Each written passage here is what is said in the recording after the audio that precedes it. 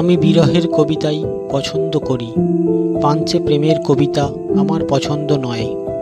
আমি ভালোবাসছি, তুমি বাসছো না, আমি কাছে আসছি, তুমি আসছো না। তা দিয়ে ভয়াবহ প্রেমের কবিতা লেখা হয় না। আর পাঞ্চে প্রেমের কবিতা আমার এক্কেবারে পছন্দ নয়। তার চেয়ে এক পেশে বিরহই ভালো। আমি তারে ভালোবাসলাম, সে আমাকে বাসলো না। অন্তত এইরকম একটা গড়ান অনুভূতিও এক ফোঁটা বিরহবোধকে ভয়াবহ উচ্ছৃঙ্খল করে দিতে পারে। এইরকম একটা সস্তা অনুভূতির খাতিরেও একটা নিতান্ত ভদ্র ছেলে দাড়ি গোঁফ বাবড়ি রেখে রাস্তায় রাস্তায় বছরের পর বছর ঘুরে বেড়াতে পারে। টানা 7 রাত 7 দিন না ঘুমিয়ে অপলক তাকিয়ে থাকতে পারে 13 তলার কার্নিসে, রাতের পর রাত পা ঝুলিয়ে বসে থাকতে পারে।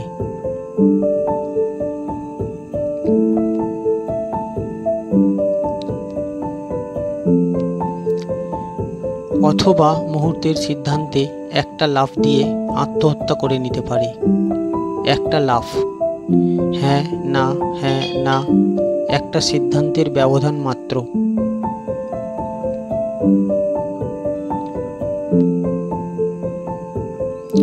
অথবা বিরহের চেয়েও সস্তার এক বোতল মদ কিনে এনে ঢকঢক করে এক নিঃশ্বাসে সব গিলে নিতে পারে। লক্ষ লক্ষ দেশলাই, লক্ষ লক্ষ সিগারেট, বোতলে বোতলে মদ, ব্রথেলে ব্রথেলে নারী।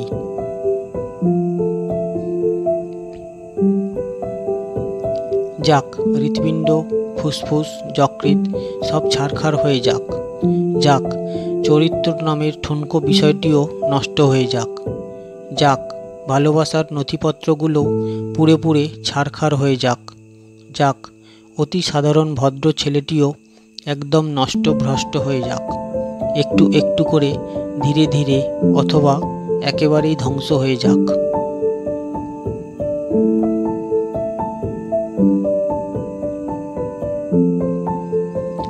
না না না, সে আমাকে ভালোবাসেনি, শুধু এইটুকুই বৌদিক যথেষ্ট নয়?